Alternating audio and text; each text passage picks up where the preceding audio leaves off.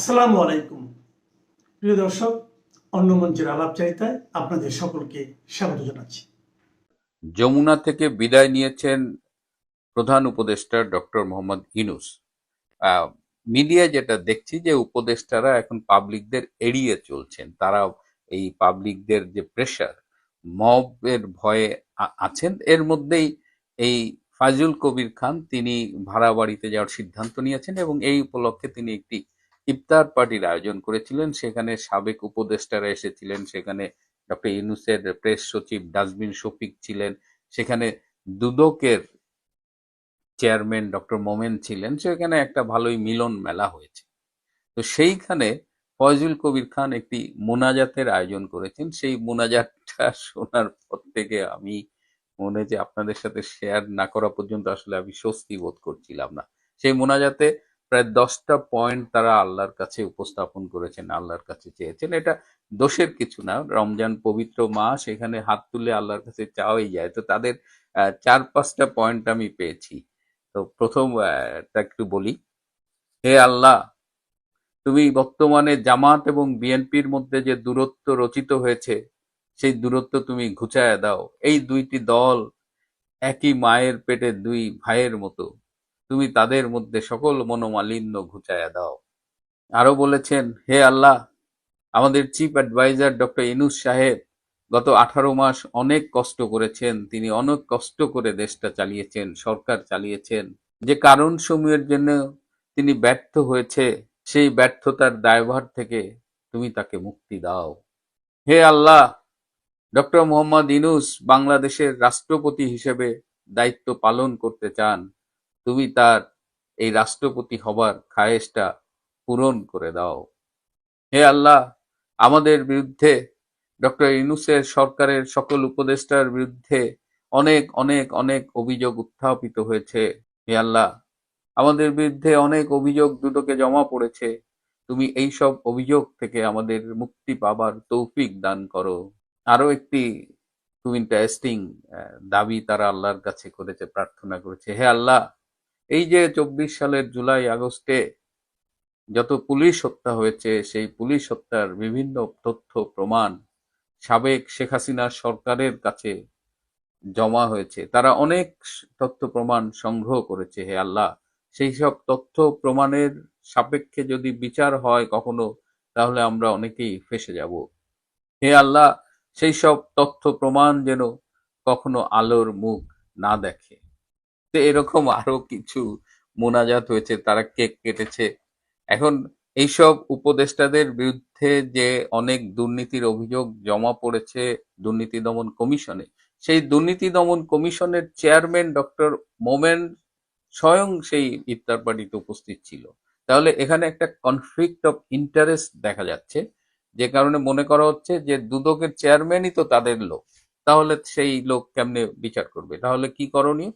যে দুদকের এই চেয়ারম্যান ডক্টর মোমেনকে অবিলম্বে তার পদ থেকে সরাতে হবে। এই যে আমি মোনাজাতের কথাগুলো বললাম, আপনারা হয়তো ভাবছেন যে এটা পুরোটাই রসিকতা। পুরোটাই রসিকতা নয়, পুরোটাই সত্যি। এবং এই সমগ্র মোনাজাতের একটা ভিডিও আছে ডাস্টবিন শফিকের কাছে। আমি অনেক চেষ্টা করেছি কিন্তু ভিডিওটা উদ্ধার করতে পারিনি, কিন্তু আমি বিশ্বাস করি ডাস্টবিন শফিকই বা তার কোনো ঘনিষ্ঠ একটা সূত্র একদিন না একদিন এই মোনাজাতের ভিডিও তারা এটা রিলিজ করবেন। এদিকে গতকাল রবিবার ডক্টর ইউনূস 3:30টার দিকে তার সরকারি বাসভবন যমুনা ছেড়ে চলে গেছেন তার গুলশানের নিজস্ব বাসভবনে। অনেকেই ধারণা করেছিলেন যে ডক্টর ইউনূস সহসা এই প্রধান উপদেষ্টার পদ ছাড়বেন না, এবং তিনি অনেকভাবে চেষ্টা করেছেন যাতে দীর্ঘদিন প্রধান উপদেষ্টার পদে থাকতে পারেন, কিন্তু বিএনপির সাথে তিনি পেরে ওঠেননি। বিএনপি তার সব অযৌক্তিক দাবি দেওয়া মেনে নির্বাচনে গিয়ে ক্ষমতা পেয়ে চোখ উল্টায় দিচ্ছে। চোখ পুরা উল্টায়নি, মানে at least Yunus had to go. এখন ডক্টর ইউনূস 3:30টায় চলে গেছে। 3টার সময় তারেক রহমানের পক্ষ থেকে একটা উচ্চ ক্ষমতা সম্পন্ন প্রতিনিধি দল তার সাথে দেখা করে। সেই প্রতিনিধি দলে ছিলেন সামরিক সচিব মেজর জেনারেল আবুল হাসনাত মোহাম্মদ তারেক, মুখ্য সচিব এবিএম আব্দুস সাত্তার এবং তারেক রহমানের বিশেষ সহকারী ব্রিগেডিয়ার অবসরপ্রাপ্ত শামসুল ইসলাম। তো সভাপতি এত হাই প্রোফাইল একটা প্রতিনিধি দল কেন ডক্টর ইউনূসের সাথে দেখা করেছেন, এবং এটা নিয়ে যারা এই খবরটা জানেন, এটা মেইন মিডিয়া আমার চোখে পড়েনি, তারা কিন্তু এটা নিয়ে খুব উদ্বিগ্ন ছিলেন, এবং অনেকেরই ধারণা যে বোধহয় এই তারেক রহমানের প্রতিনিধি দল ডক্টর ইউনূসের কাছে গিয়েছেন তাকে ভবিষ্যতে রাষ্ট্রপতি হবার কোনো প্রস্তাব দিতে বা এই সংক্রান্ত কোনো আলোচনা করতে। কিন্তু আমি খোঁজ নিয়ে জেনেছি যে না, ডক্টর ইউনূসকে রাষ্ট্রপতি হবার কোনো প্রস্তাব দেওয়া হয়নি, বরং সম্প্রতি যে রাষ্ট্রপতি শাহাবুদ্দিন আহমেদ চুপ্পু, তিনি যে দৈনিক কালের কণ্ঠে 2 পর্বে প্রচারিত একটি সাক্ষাৎকারে ডক্টর ইউনূসের বিরুদ্ধে একাধিক অভিযোগ উত্থাপন করেছেন, এই প্রতিনিধি দল আসলে গিয়েছিল সেই অভিযোগের বিষয়ে আলোচনা করতে, এবং সেই অভিযোগ সমূহ সত্যি কিনা, সেই অভিযোগের বিষয়ে ডক্টর ইউনূসের মতামত কি, সেগুলো জানতে গিয়েছিলেন। কারণ আমার সূত্র আমাকে নিশ্চিত করেছে যে ডক্টর ইউনূসের রাষ্ট্রপতি হবার প্রশ্নই ওঠে না, এবং ডক্টর ইউনূস যেন রাষ্ট্রপতি না হতে পারে তার একটা বৃহত্তর পরিকল্পনার অংশ হিসেবেই কিন্তু শাহাবুদ্দিন চুপ্পুর এই সাক্ষাৎকারটি প্রচার করা হয়েছে, প্রকাশ করা হয়েছে। নইলে হঠাৎ করে যে রাষ্ট্রপতি 18 মাস একদম মুখে কুলুপ এঁটেছিলেন, তালা লাগিয়েছিলেন, তিনি হঠাৎ করে এত সোচ্চার হলেন কেন? এটাও একটা বৃহত্তর রাজনীতির অংশ। একটা ছোট্ট খবর দিয়ে, আপনারা জানেন যে বাংলাদেশের পররাষ্ট্রমন্ত্রী ডক্টর খলিলুর রহমান সম্প্রতি দিল্লি সফর করেছেন। সেই দিল্লি থেকে তিনি জেদ্দা গিয়েছিলেন, বেসিক্যালি জেদ্দায় গিয়েছিলেন। জেদ্দায় তার উদ্দেশ্য ছিল ওআইসি, যে ইসলামিক কান্ট্রিজ গুলো আছে তাদের সদস্যদের তিনি ইফতার এবং সেহেরিতে দাওয়াত করবেন, কিন্তু শেষ মুহূর্তে তড়িঘড়ি করে তিনি আহ, এই ইফতার এবং সেহেরি বাতিল করেছেন এবং তিনি বাংলাদেশে ফিরে এসেছেন। এর কারণ হলো আমেরিকা এবং ইসরায়েল ইরানকে আক্রমণ করেছে, এবং ইরান এই মধ্যপ্রাচ্যে আমেরিকান যে ঘাঁটি রয়েছে 5টি দেশে পাল্টা আক্রমণ করেছে। তো এই অবস্থায় ডক্টর খলিল ফিরে এসেছে। ডক্টর খলিল, আপনারা জানেন যে জাতিসংঘের একটি পদের জন্য বাংলাদেশ প্রতিদ্বন্দ্বিতা করছে, প্যালেস্টাইনও প্রতিদ্বন্দ্বিতা করবার কথা ছিল, কিন্তু প্যালেস্টাইন বাংলাদেশের সমর্থনে সরে গেছে। কিন্তু এখন মূল প্রতিদ্বন্দ্বিতা হবে সাইপ্রাসের সাথে, এবং সাইপ্রাসকে ভারত সহ অনেক দেশ সমর্থন করছে। এখন দেখা যাক ডক্টর খলিল এবং বাংলাদেশ সেই পদে বিজয়ী হতে পারেন কিনা। প্রিয় বন্ধুরা, এটি মার্চ মাস, অগ্নিঝরা মার্চ।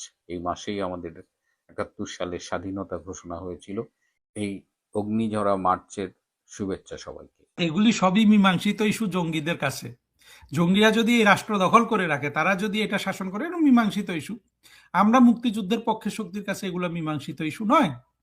সুতরাং আমরা এটার বিচার করবই, তদন্ত করব, এবং ভবিষ্যতে যাতে এই ধরনের জঙ্গি উত্থান আর না হয় সেটা আমরা করব। কিন্তু জঙ্গিরা জানে, ওরা জানে যে আসলে ওরা বাঁচতে পারবে না।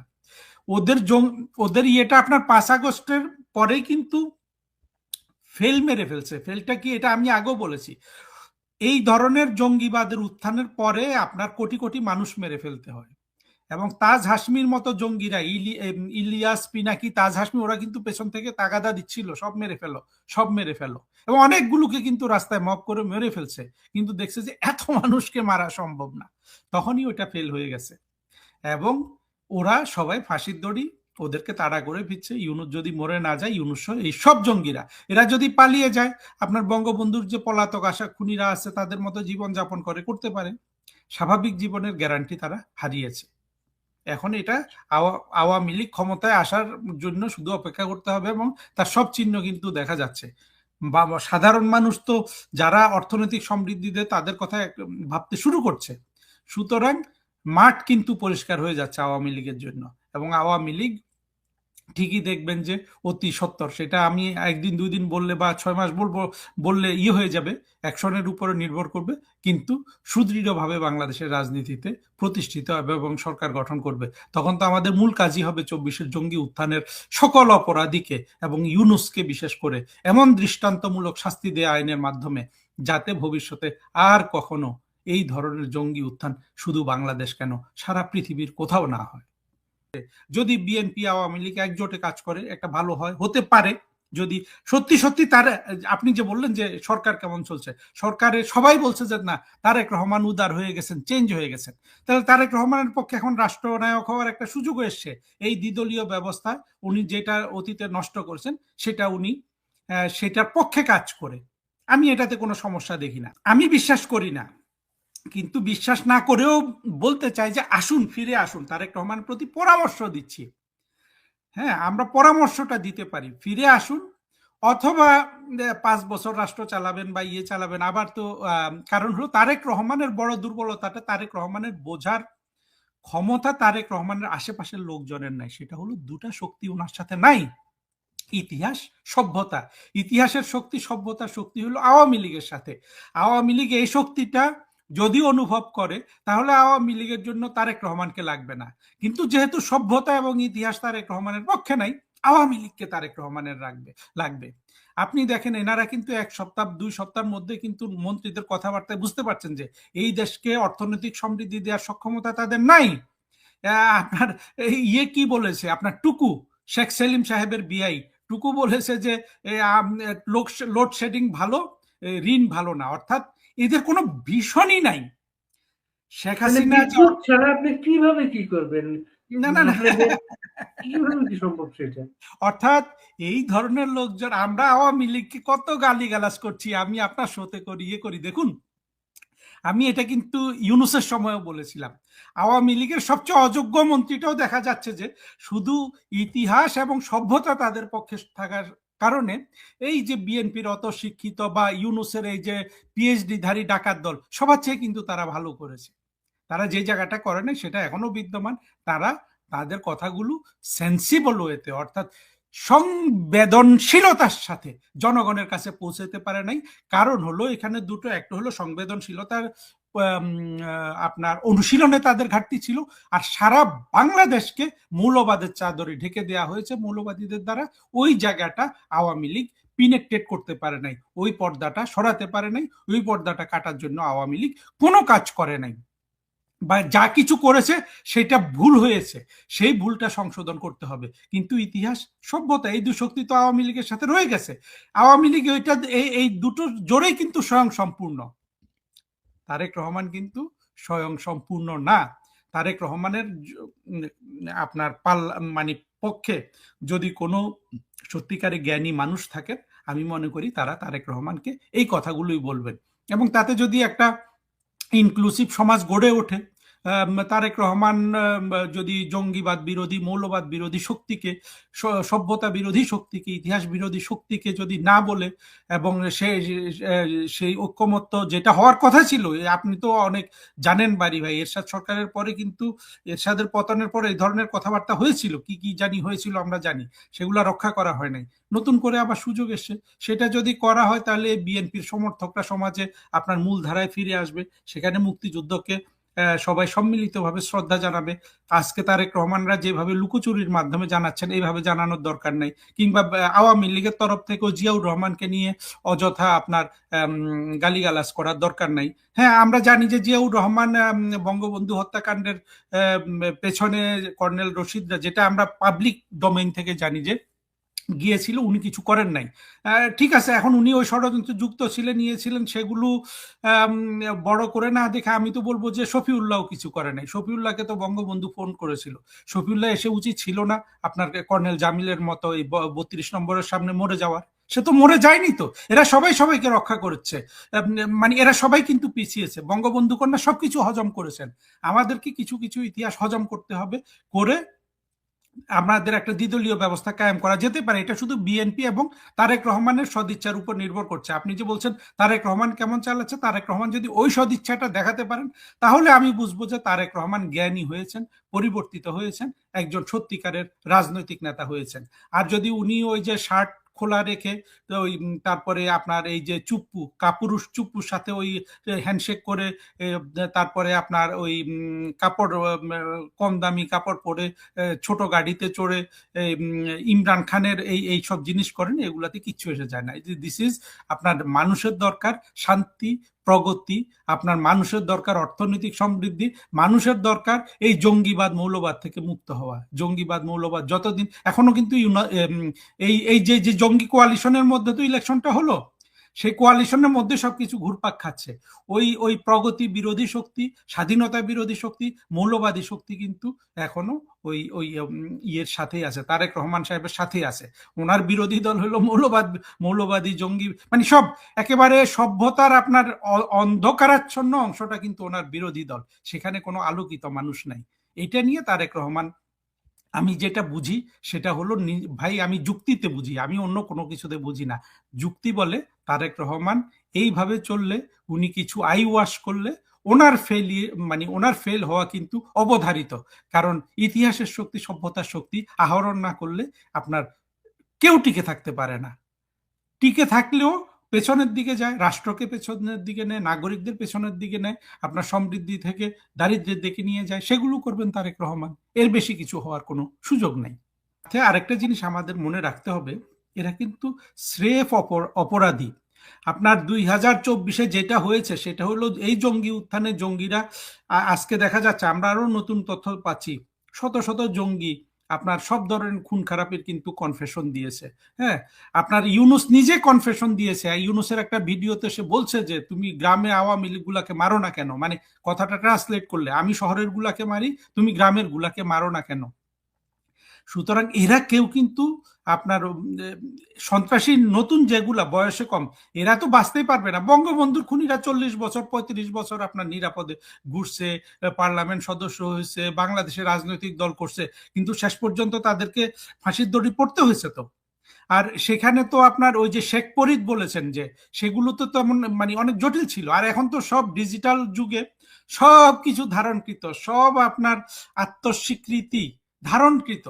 সুতরাং এদের বিচার করে বিচারের আওতায় আনতে সময় কম লাগবে। তবে এখন আমি আওয়ামী লীগের লোকজনকে অনুরোধ করব, আওয়ামী লীগের বাংলাদেশে 10 কোটি সমর্থক আছে, তাদের মধ্যে অন্তত 1 কোটি সমর্থক তো আছে যাদের বুদ্ধিভিত্তিক মান একটু ভালো। তারা প্রত্যেকে একজন মানুষ আরেকজন মানুষকে বোঝানোর দায়িত্বটা নেন। এটা জননেত্রী শেখ হাসিনার পক্ষ থেকে দেওয়া দরকার, আওয়ামী লীগের পক্ষ থেকে দেওয়া দরকার। ইউনুস যেই আপনার বাংলাদেশের উপর যে সাভেজারি চালিয়েছে, যে নিষ্ঠুরতা চালিয়েছে, যে জঙ্গলের আইন চালিয়েছে, যে নিষ্ঠুরতা করেছে, এবং যেভাবে অর্থনীতিকে ধ্বংস করেছে, এবং যেভাবে ইউনুস এবং তার এই ডাকাততন্ত্রের সদস্যরা দুর্নীতি করেছে, সেই সবগুলো একজন মানুষ যদি আরেকজন মানুষকে বোঝায়, আপনার 1 কোটি মানুষ যদি ধরেন একজন 2জনকে বোঝালো, 2 কোটি মানুষ বুঝলো না, 2 কোটির মধ্যে 1 কোটি তো বুঝবে, তাহলে অনেকগুলো একটা নীরব বিপ্লব আমরা করে ফেলতে পারবো। আমি আপনার মাধ্যমে আমি প্রধানমন্ত্রী শেখ হাসিনাকে আহ্বান করছি, এই ধরনের একটা কর্মসূচি আমাদের গ্রহণ করা দরকার, যাতে ইউনুসের এই প্রতিটা আপনার এই যেভাবে ইউনুস অপকর্মগুলো করলো সেগুলো মানুষের সামনে তুলে ধরা, এবং সাথে সাথে এটাও তুলে ধরা কিভাবে দেশটা দিনকে দিন দরিদ্র হয়ে যাচ্ছে। বাংলাদেশের আজকে তরুণ তরুণীদের কিন্তু কোনো স্বপ্ন নাই। সবচেয়ে একটা বড় স্বপ্ন থাকে লেখাপড়া ভালো করে বিদেশে যাবে, ভিসা কেউ দিবে না। হ্যাঁ, সবকিছু কিন্তু ইউনুস করে গেছে ক্ষতি। এখন আমাদের এগুলা মানুষের কাছে নিয়ে যাওয়া দরকার, এবং আপনি দেখবেন যে আওয়ামী লীগের রাষ্ট্র ক্ষমতা পুনরায় প্রতিস্থাপিত হওয়া এটা খুবই অল্প সময়ের ব্যাপার, যদি আমরা চিন্তার সাথে কাজগুলি করি। আর দ্বিদলীয় ব্যবস্থা আমরা যদি কায়েম করি, আমরা যদি সঠিক নির্বাচন পদ্ধতি করি, তাহলে তো বাংলাদেশে যদি, এবং সেটা যদি স্বাধীনতা বিরোধী মৌলবাদী শক্তির বিরুদ্ধে একটা কোয়ালিশন হয়, 24-এ যেমন একটা জঙ্গি কোয়ালিশন হয়েছে, তাহলে তো ক্ষমতায় ঘুরে ফিরে বিএনপি আর আওয়ামী লীগই আসবে, তখন তো এরা এমনিতেই ইরেলিভেন্ট হয়ে যাবে। কিন্তু 2 দল যদি এটা পুরোটা তারেক রহমান উপর নির্ভর করছে। আওয়ামী লীগ তো আর জামাতের সাথে কখনো সেই রকম বন্ধুত্ব করে নাই, যদিও কিছু করেছে, সেগুলোর মধ্যে ভুল ত্রুটি আছে, কিন্তু আওয়ামী লীগের বিএনপির কোয়ালিশন সঙ্গী হলো স্বাধীনতা বিরোধীরা। এদেরকে তারেক রহমান বাদ দিয়ে, এবং আওয়ামী লীগের সাথে, এবং আওয়ামী লীগও যেন গোপনে এদের সাথে আবার চুক্তি না করে সস্তা রাজনীতির কারণে, সেই রকম একটা ব্যবস্থা আসলে বাংলাদেশের জন্য খারাপ কিছু হবে না। আর যদি না হয়, আওয়ামী লীগকে ওটার জন্য প্রস্তুত থাকতে হবে, সকল স্বাধীনতা বিরোধীকে বাংলাদেশে রাজনৈতিকভাবে অর্থনৈতিকভাবে অপ্রাসঙ্গিক করে দিতে হবে। এটা তারেক রহমান একটা স্ট্র্যাটেজিও হতে পারে। উনি যেহেতু চুপ্পুকে পেয়ে গেছেন, এখন চুপ্পু তো রেডি আছে, বোঝাই গেল যে যাই বলে, এখন যদি বঙ্গবন্ধুকে গালি দিতে বলে, শেখ হাসিনাকে গালি দিতে বলে, চুপ্পু দিবে। চুপ্পু, শফিউল্লাহ এরা তো আসলে বেঈমান। আর ওয়াকারের কথা নাই বা বললাম।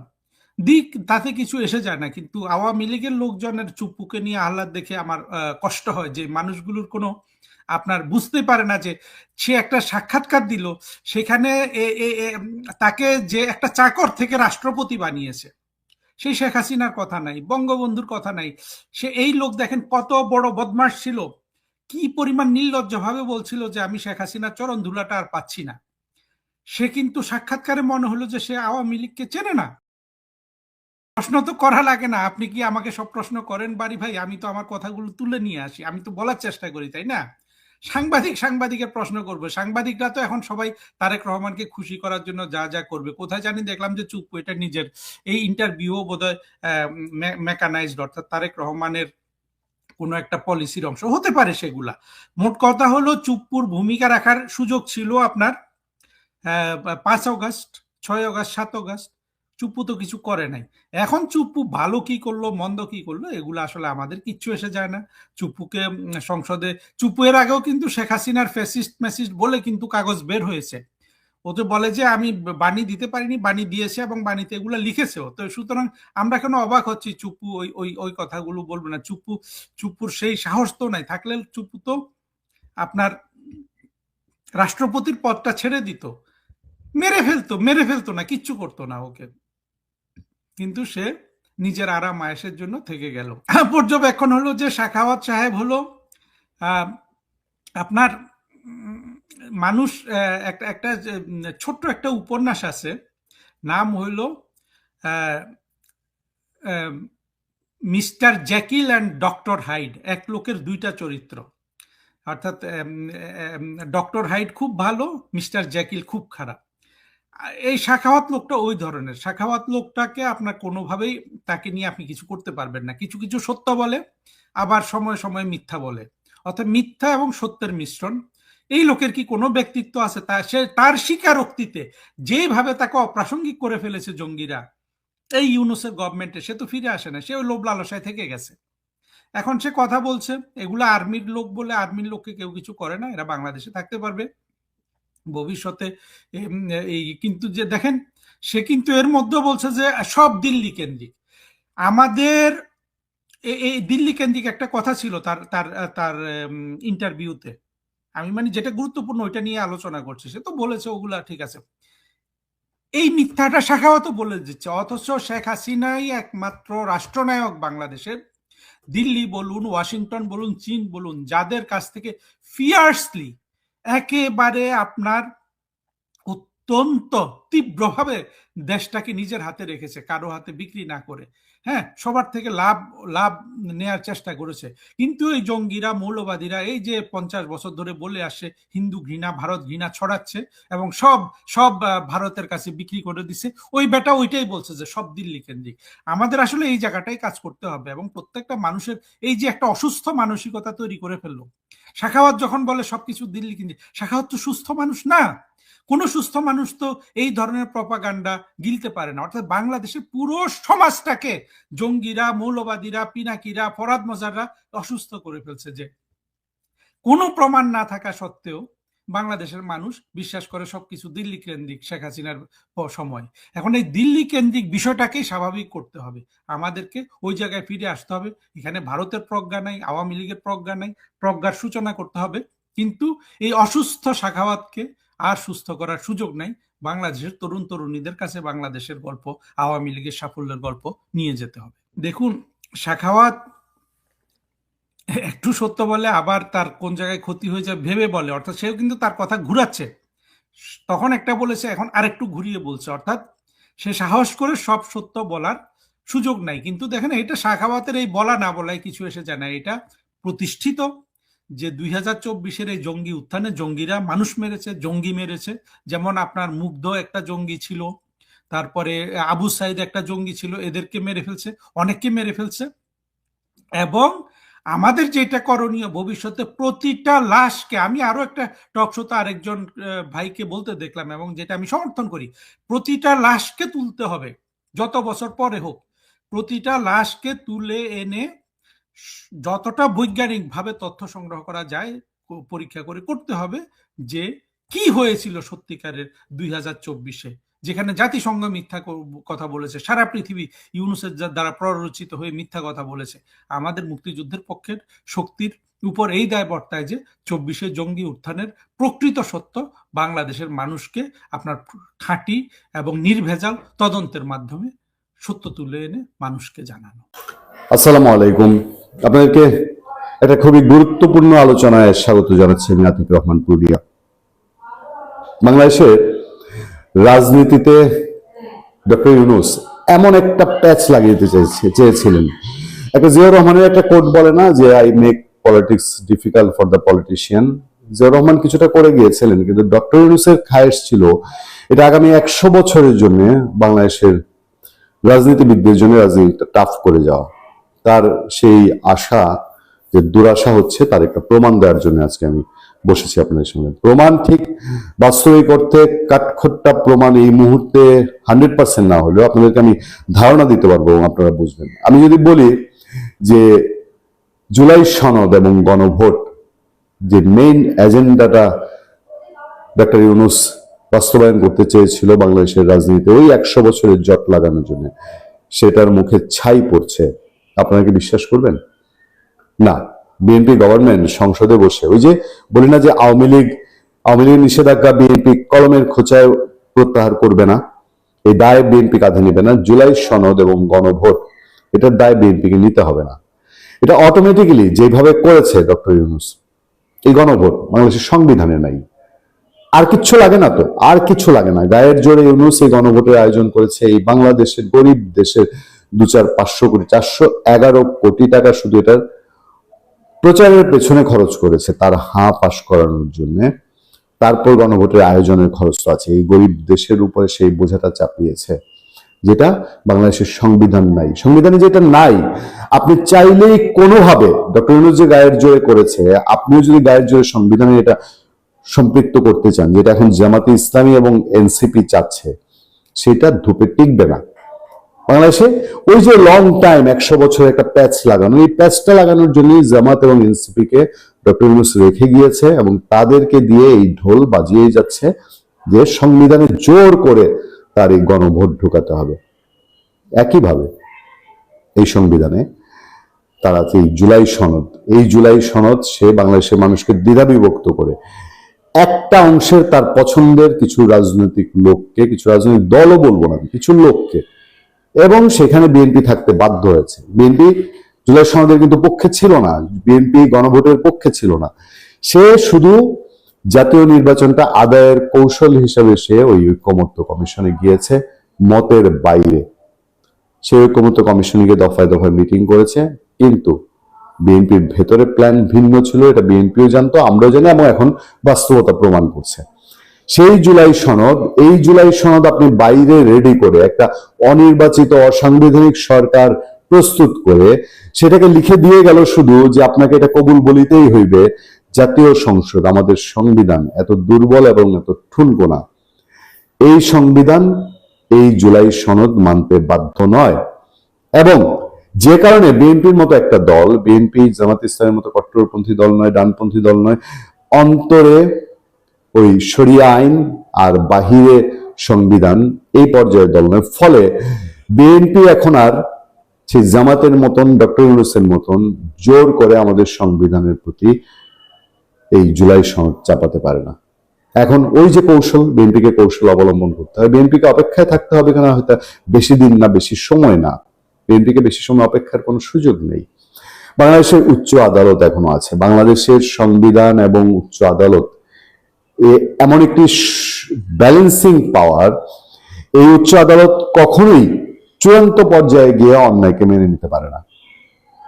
আমরা অনেক আগে থেকে, শুধু আমরা না, সংবিধান বিশেষজ্ঞরা, স্বাধীন মালিক, অনেকেই অনেক আগে থেকে বলে এসছেন 1-2 বিষয় তেমন কিছু না। এই ডক্টর ইউনূস যেসব অধ্যাদেশ পাশ করেছে, এইসব অধ্যাদেশ, এই গণভোট, এই জুলাই সনদ, এগুলোকে জাস্ট উচ্চ আদালতে একটা রিটের অপেক্ষা। একটা রিট হবে, এই উচ্চ আদালত, বাংলাদেশে যেহেতু সংবিধান মানতে হয়, বাংলাদেশে যেহেতু আইন কানুন মানতে হয়, সংবিধানের বিধিবিধান মানতে হয়, গণভোট এবং জুলাই সনদ 1-2 বাতিল হয়ে যাবে, এটা আমাদের কথা না, এটা আইন বিশেষজ্ঞ এবং সংবিধান বিশেষজ্ঞদের কথা। আমরা অপেক্ষায় আছি সেই সুবর্ণ সময়টার জন্য, সেই সুবর্ণ ক্ষণটার জন্য।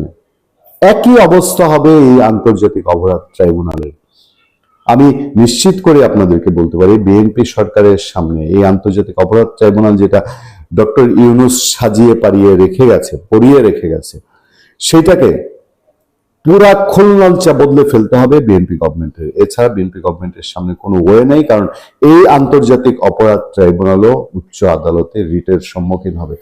শেখ হাসিনাকে যখন ফাঁসির রায় দেওয়া হলো, তখন থেকে অ্যাডভোকেট ফজলুর রহমান বলে আসেননি, অ্যাডভোকেট মহসিন রশিদ বলে আসেননি যে শুধুমাত্র একটা রিটের অপেক্ষা, সেই পরিবেশ আসবে, সেই অনুকূল পরিবেশ আসবে, একটা রিট হবে উচ্চ আদালতে, এই ট্রাইব্যুনালের সমস্ত রায় ফায় সেগুলো চ্যালেঞ্জের মুখে পড়বে।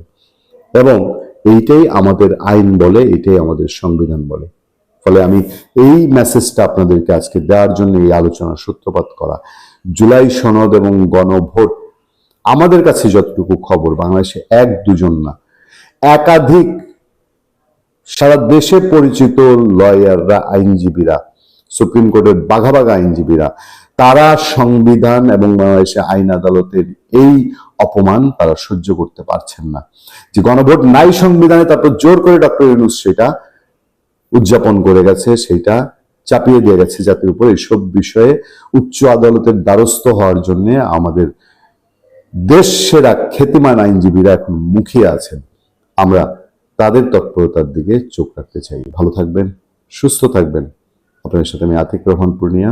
শুধু সেই জন্যই বলছি, জুলাই সনদ এবং গণভোটের মুখে কি ছাই পড়তে যাচ্ছে?